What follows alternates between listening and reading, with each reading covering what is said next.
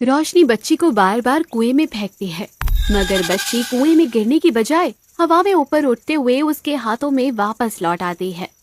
ये सब देखकर रोशनी का सिर चकराने लगता है। ये क्या करिश्मा हो रहा है? मैं इस अभागी बच्ची को बार बार कुएं में फेंकती हूँ और ये है कि कुएं में गिरने की बजाय बार बार मेरे हाथों में वापस लौट आती है। ये कहानी है एक अनाथ माँ चित्रा और उसकी नागिन बेटी कंचन की। चित्रा की शादी के 10 साल बाद भी उसे कोई संतान न थी, इसलिए सभी उसे बांझ कहकर बुलाने लगे थे।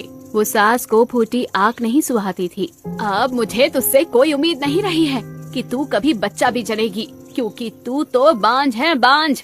ऐसा मत बोलिए माँ जी, मैं जंगल में रोज नाग माता के मंदिर में जाकर उनकी पूजा करती हूँ। लोग कहते हैं कि नाग माता सबकी मनोकामना पूर्ण करती है, पर तेरी नहीं करने वाली। तू बांझ है और बांझ ही रहेगी, समझी? सास के ऐसे दुख देने वाले बोल सुनकर चित्रा दुखी होकर नाग माता के मंदिर में जाकर नाग माता के सामने रोने लगती है। हे नाग माता, या तो मेरी गोद भर दे वरना मुझे मौत दे दे। अब मैं बांझ होने के ताने नहीं सहन कर सकती। चित्रा उधर नाग माता के मंदिर में रो रही होती है तो इधर उसकी सास रोशनी लक्ष्मी से मिलकर बेटे की दूसरी शादी करने की योजना बनाने लगती है। लक्ष्मी बहन, मुझे तो तेरी बेटी लता शुरू से ही पसंद है। अब तो मैं अपने जगत से लता की शादी करके ही दम लूंगी। हाँ, तो मैं कौन सा मना करती हूँ। मैं तो तैयार ही बैठी हूँ लता को ब्याहने के लिए, पर पहले तो उस बांझ चित्रा से तो छुटकारा पा ले।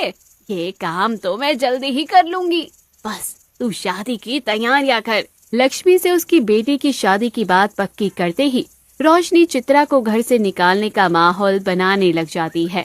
देख बेटा जगत, इस बार चित्रा को तो औलाद होने ही नहीं वाली है, इसलिए मैं चाहती हूँ कि तू दूसरी शादी कर ले। छोड़ा बांझ को इसके मायके। पर माँ, इसमें चित्रा का क्या कसूर है? वो कौन सा जानबूझकर बांझ बनी है? चुप कर। बांझ स्त्री को घर में रखेगा तो सारी जिंदगी औलाद को तरसेगा, और मैं ये नहीं देख सकती। मुझे मरने से पहले तेरे बच्चे का मुंह देखना है।